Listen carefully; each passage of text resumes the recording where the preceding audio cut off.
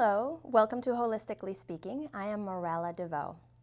Today I want to talk about winter health. You know that my vision and my mission for this show is to bring to you the holistic practitioners, the holistic tools, the natural resources to help you create health. And lately I've been talking to a lot of friends about some of the health challenges of the winter. A lot of friends sick with the flu. I've caught a couple of colds myself. And so everything from dry skin and chapped lips to the flu and colds and even the winter blues. These are the typical things that we struggle with during this season. And so I wanted to bring to you some of the natural remedies, some of the things that you have in your pantry that you can use today to help you be healthier, feel stronger throughout the season. We still have a few more weeks of winter, and spring it will not be coming for another couple months. So I want to give you some resources, some tools, so that you can start implementing them today. And I brought some little goodies and little samples for you to take a look at. So the first thing where we need to start, the first place to look at is the core of your diet during the winter. That's the foundation of your health. Really, like the saying goes, we are what we eat. It really is absolutely true. And when you start to pay attention to your foods and really be deliberate in your food choices, you're going to notice a difference in how your body responds. So when we look at winter, the first thing to look at is what are the foods that are natural to winter? What are we most likely to have if we didn't have freezers and refrigerators and grocery stores that are stocked up with foods from California and Chile and Argentina? What would be the foods that we would have available to us? And so it would be the root cellar veggies. It would be fermented or preserved foods. It would be animal foods, and certainly healthy fats that keep really, really well. So all of the foods that keep well are the foods that tend to be inherent to helping you create winter health. And it's just magical how our bodies are coated with nature, so that what nature provides for this season is naturally what's going to help us be strongest and be healthiest. So let's start one by one and look at these categories. So root cellar veggies, the vegetables that naturally keep well throughout the season are onions, garlic, carrots, beets, potatoes, sweet potatoes, all of the wonderful winter squashes. There's such a wide variety of them. The spaghetti squash and delicata squash, which is my favorite, and acorn squash and butternut squash. There's so many things that you can do with these veggies. If you notice, a lot of these vegetables are sweet. They're sweet and starchy.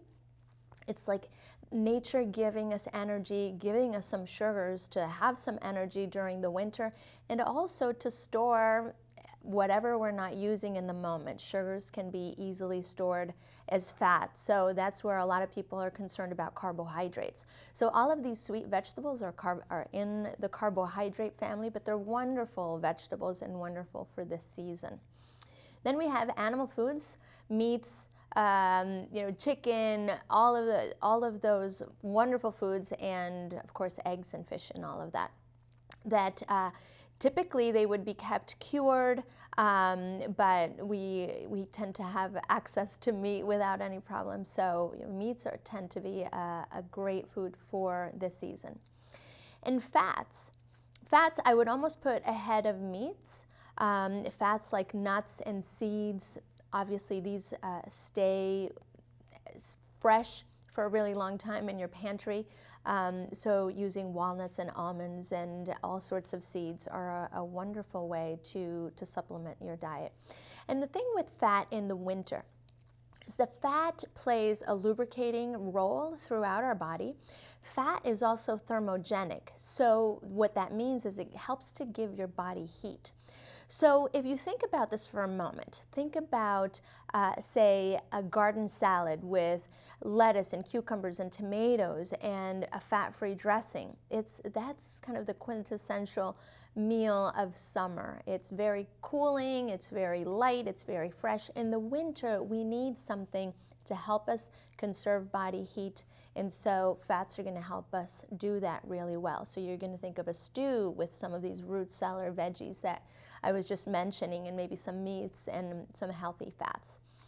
So we have the root cellar veggies, the meats, the fats, and the other food that is very ancestral, if you will, is fermented foods, which we have kind of lost the tradition of fermenting vegetables and pickling, naturally pickling foods that actually preserve these vegetables and some fruits like pickles or dilly beans or anything that you like to pickle.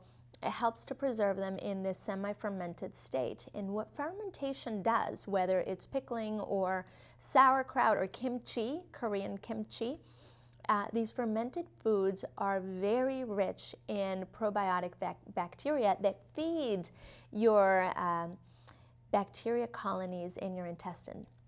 That's where your immune system starts. So eating fermented vegetables like sauerkraut and naturally pickled foods will help to boost those intestinal bacteria colonies and boost your immune system. Because that healthy bacteria in your gut are like the first line of defense of your immune system. When you catch a bug, that bacteria quickly goes to work and helps to decode what sort of thing it is and how your immune system is going to fight it. So healthy probiotics, healthy intestines with healthy bacteria is a cornerstone to good health in the winter. Now, the other foods that keep really well in the winter are obviously grains and beans, brown rice, oats, wheat, beans, all sorts of beans that keep in your pantry forever. Now, the thing with these foods is that they can be a little bit difficult to digest. They're meant to resist digestion of all sorts of animals because they're the seeds that are going to give birth to new plants. So nature coats them in this wonderful acid that prevents them from being digested by mammals like us. And so a lot of people are noticing a difficulty in digesting grains and beans. And so if you're going to cook grains and beans, I recommend that you do it the old-fashioned way, the way your great-grandmother might have done it, which is soaking the grains or the beans overnight, essentially with the soaking starting the sprouting process of these seeds, so that then they're now going to be more digestible because the seed has already started to sprout into a new plant and it's no longer protecting itself. So you soak them overnight and then rinse them and then make your dishes with that. An important thing to underscore is this is not the time of year to eat summer foods. It's not the time of year to do, for example, juice cleanses or to do lots of juicy fruits like watermelon. You wouldn't want to eat watermelon in January, or grapes, or lots of tomatoes or cucumbers. They're watery fruits that we get plenty of in the summer, precisely because they're rich in the cooling liquids that we need in the summer. That's not what we need in winter. In winter, we need those nourishing fats. We need the sweet vegetables that are going to keep us energized and help to keep us. One of the things that sweet vegetables do is that they help to nourish the kidneys as well. And so the winter is a great season for that, and sweet vegetables support that. So that's the foundation of the diet for a healthy immune system, for feeling strong and energized throughout the winter. Then on top of that, we need to build the boosts to your immune system and the boost to things like, the remedies to dry skin. We're all in heated buildings, we're all struggling with our skin. And so I want to share with you a few different strategies and tools to help that. So let's start with boosting your immune system, because there's a pretty severe flu going by, a lot of people down and out with it, and it's kind of unpleasant, as you would imagine. So my favorite foods to help boost your immune system are garlic and onions. These two foods are known to be antibacterial, antiviral. They have an extraordinary effect. In fact, I have friends who've traveled to China and they're told to eat, they eat raw cloves of garlic every day to help their bodies avoid any sort of bacterial contamination from vegetables or water or whatever. These foods are powerful. The other food that tops the list in terms of supporting your immune system is raw honey. The kind of honey that's solid, it looks almost like a jelly, not liquid. And honey also has antibacterial and antiviral properties, and there are many, many studies that support this. In fact, one of my favorite cough remedies that I use whenever I get a cold, that I get chest congestion, is taking an onion. It's an onion honey syrup. You take a big, firm onion and you cut it in big chunks. You put it in a bowl and coat it with honey and leave it on your counter overnight, covered. And what that does is the honey draws the liquid, the juice, out of the honey, and it combines into a wonderful syrup. Then you can toss out the onion chunks and just keep the syrup. And it's a phenomenal cough syrup that has helped me, lots of my clients. My mother is a huge advocate for it because it's powerful in helping you clear your lung congestion. And obviously it doesn't really have any side effects, doesn't make you drowsy, doesn't make you jumpy or anything like that. The other thing that is pretty remarkable in helping immune system function is mushroom supplements. You can eat mushrooms, and mushrooms have this intelligence that help your digestive tract, and they help your immune system as well. One of my favorite supplements for that is by Paul Stamets. He has a bunch of different brands, and you can look up Paul Stamets, Google him. He is one of the most eminent authorities on mushrooms and how we can use mushrooms. In fact, he has fascinating TED Talks from a few years ago when he talked about 7 ways in which mushrooms can save the world. So I encourage you to look that up and watch him. So he's created a whole line of mushroom supplements. Mushrooms like reishi, chaga, cordyceps, maitake, shiitake, all of these incredible mushrooms that have been studied now for millennia in Chinese medicine, but more recently in Western practitioners have been starting to look at them, and phenomenal tools to help you boost your immune system. Then the other thing that I need to talk about in terms of helping you think of a strong immune system is avoiding the immune system destroyers. There are certain things that will wreak havoc on your immune system, and one of the top ones is sugar. Sugar is everywhere. Even if you don't think you're eating sugar, you need to start reading the labels of everything that you buy that has an ingredients list on it, and you might be surprised at how much sugar you might be consuming. Even in juices, fruit juice, it seems like a really healthy food, but fruit juice is, a lot of sugar from the fruit, but they're pasteurized and caramelized and then these high heats, and fruit juice can be a lot of sugar, especially in the winter when we don't need so much of the watery juices of fruits. So be a detective in your diet, in your pantry, and see where you might have sources of sugar. And if you have a sweet tooth, then that's certainly something that you might want to work on, because sugar is working against you in terms of helping you keep an immune system. And the other thing, of course, is junk food. Food that has lots of calories, but zero nutrition. And so junk food essentially gives your body a chore, because in many cases there's chemical sweeteners, chemical preservatives or additives that your body has to work through. And anything that doesn't give your body resources to build better health is giving your body a chore, because it needs to detoxify it, if that makes sense to you. Now, some of my favorite things when I start feeling like I'm going to get a cold, or I start coming down with something and I'm feeling a little congested, one of the things I do is I'm going to tell you about that one later. I get zinc lozenges. Zinc is an essential mineral, and when our immune system is a little weak and we're starting to come down with something, supplementing with some zinc can really help your immune system to kick into gear. And they come in really tasty tablets, and you can suck on them a few a day. And so I immediately start doing that if I'm feeling like I'm coming down with something. Another thing, and I don't have it here, is elderberry syrup. You can find it almost everywhere. And it's a phenomenal tonic to help also support your immune system to fighting whatever you have. And of course, herbal teas, vitamin C, there's herbs that help support your immune system, and right now I'm blanking on both of the ones that I wanted to share with you.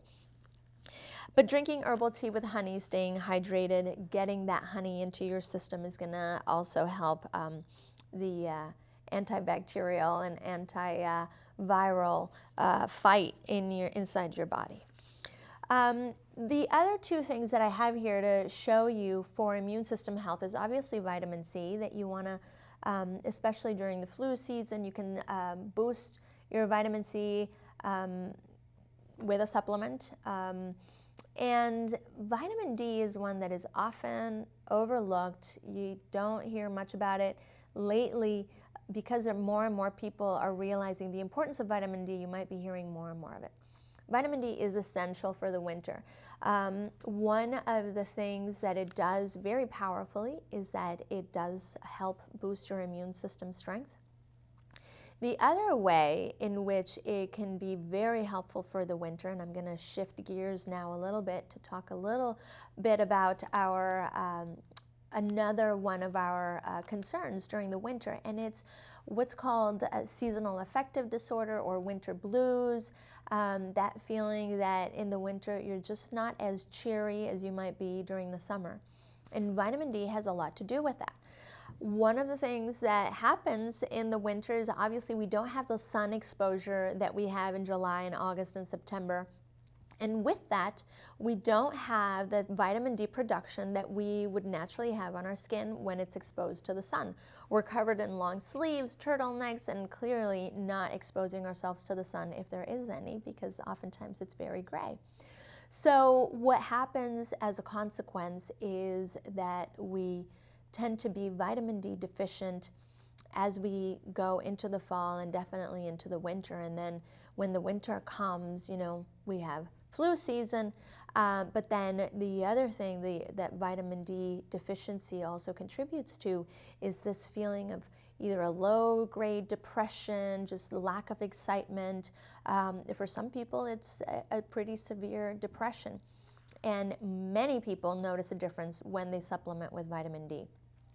Some natural health doctors recommend about 35 international units per pound of body weight, but the best thing to do, and this is a day, 35 international units per pound of body weight a day.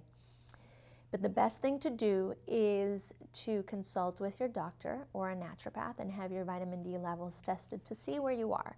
Then have a supplementation plan to get you to optimal levels and check it again. That's the best way to optimize your vitamin D. And if you remember, if you watched a show that we had with Dr. Bill Warnock a couple years ago, he said that he had yet to find or meet anyone in Vermont who was not vitamin D deficient if they were not supplementing. So if you live in Vermont and you're not supplementing with vitamin D, there's a very high chance that you're also deficient and that you might want to consider supplementing. And it's going to boost your immune system. It's going to boost your moods. So many health functions are dependent on vitamin D, so a lot can change with that. The other thing with the winter blues is, this low-grade depression of the winter also has to do with fats. As I was saying before, healthy fats are very, very important for your body. And in particular, when it comes to moods, some research has found that omega-3 fats, which can be found in fish oil, cod liver oil, or a fish oil supplement like I have over here. This one's made from sardines and mackerel and anchovies, really small fish that don't really have a whole lot of heavy metal and other toxins from the ocean. So fish oil or flaxseed oil is also a good source of omega-3s, a different kind of fatty acid. But supplementing with fish oil can be another powerful way to boost your moods during the winter. A lot of people notice an improvement in their moods when they're supplementing with fish oil or with flaxseed oil. And then the other thing that can help your winter blues is getting a sun lamp or a full spectrum lamp. A lot of people notice that if they sit next to their lamp or under their lamp for 30 minutes or an hour a day, say reading or working, they notice a difference in their moods throughout the winter. So shifting gears now to talk about our skin. Dry skin is a complaint that most people have during this dry winter season. I always feel like my skin is really dry. My hands are constantly dry. I'm always needing chapstick. So I want to share with you a couple different things that I use during the winter. And my favorite, because a whole lot of people don't know about this, is skin brushing. So what you do is you get yourself a natural bristle skin just like this. And this brush you're going to use on your skin, on your whole body, dry. This is not a brush to use in the shower to lather up. This is dry to use on your dry skin. And what you do is you brush from your extremities, from the tips of your fingers, towards your heart, towards your shoulders really, and then from your feet, up your legs, front and back, up your torso, front and back. You do your back the best you can, and your chest all the way up towards your shoulders. What that does, obviously, it helps to exfoliate your skin because you're brushing and scraping off dead skin cells. But the other thing that you're doing with that is that you're stimulating the fine lymph capillaries that are just below the skin. And lymph capillaries, what they do is they transport all of the debris, if you will, the sludge from your cells. When your cells dump waste, they dump it into lymph. And when you brush your skin up towards your collarbones, you're essentially helping lymph drainage. And lymph movement, lymph draining is essential for good immune system functioning. Then what you do for your skin, once you've brushed, is that you take an oil. I love this kind of almond oil with rose oil. It smells really lovely.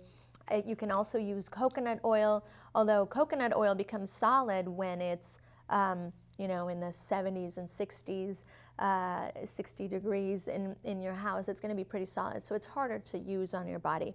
But a liquid oil like this, or you could use avocado oil, you can use olive oil. What you do is after you've brushed, you use the oil on your skin to lubricate your skin. And then you get into the shower. Your warm or hot shower.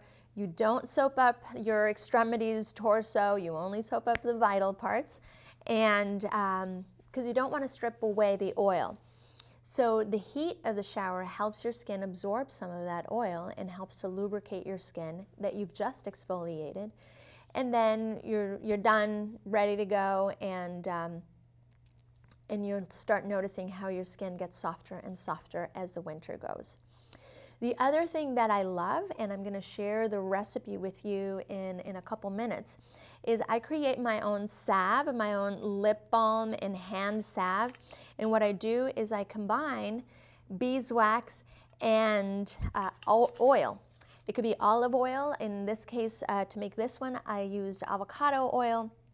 And you can do about 1 part beeswax to 2 parts oil. And it creates a wonderful salve that you can spread on your lips or use on your hands. I even use it on my face. The beeswax is a little bit of a waxy coating for your skin that protects your skin and is really wonderful. So let me show you that recipe so you can take note of it, and a couple other recipes that I want to tell you about. So for the hand and lip salve is 1 part beeswax and 2.5 parts oil, which can be any oil of your choice. The more oil you add, the softer it will be. And what you do is you dissolve the beeswax in the oil in a double boiler so that you melt the beeswax and then you transfer it to a mason jar and let it cool, and there you have your salve. You can also make a soaking bath by mixing 1 part Epsom salts and 1 part coarse sea salt, and you can get both of these at the health food store, and then add any essential oil that you like. It could be peppermint, eucalyptus, or whatever essential oil you like. And a soaking bath for your feet or for your whole body is going to be wonderfully warming, relaxing, because winter is also about hibernating and resting. So baths and foot baths are a great thing to do.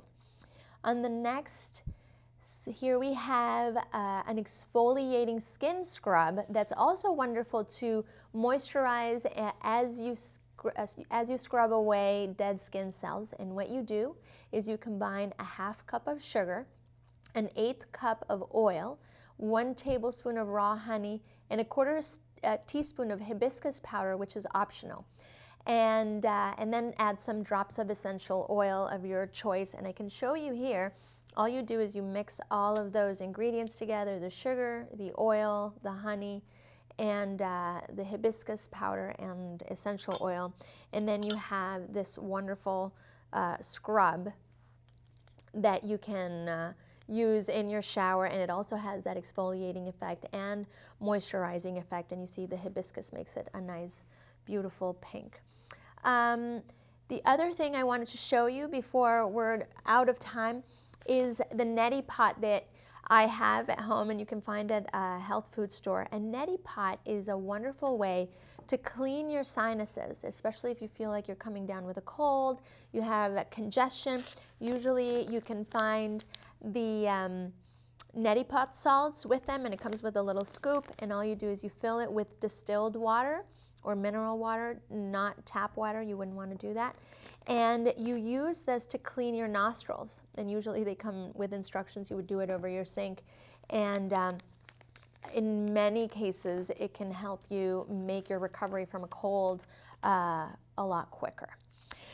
So to wrap up the show, I want to make sure that you can see where you can find some more recipes, and that's on the website transformation1.com. If you go to the blog called Balanced Living, you're going to find lots of recipes for winter soups and winter vegetables, little tips on winter health, so you can visit that. And so finally, the final thought that I want to have for you, or want to share with you in terms of creating winter health, is to take the idea of hibernation to heart and be like the bears, the hibernating animals, and take this opportunity to go inward, to rest at home, to cultivate good sleep, to curl up with tea and a book, and take a bath, and help your body by resting to be the strongest it can be, and boost your immune system whenever it needs to. So with that, I hope you've taken 1 or 2 ideas to boost your health and your immune system this winter, and I look forward to seeing you next week. Take care.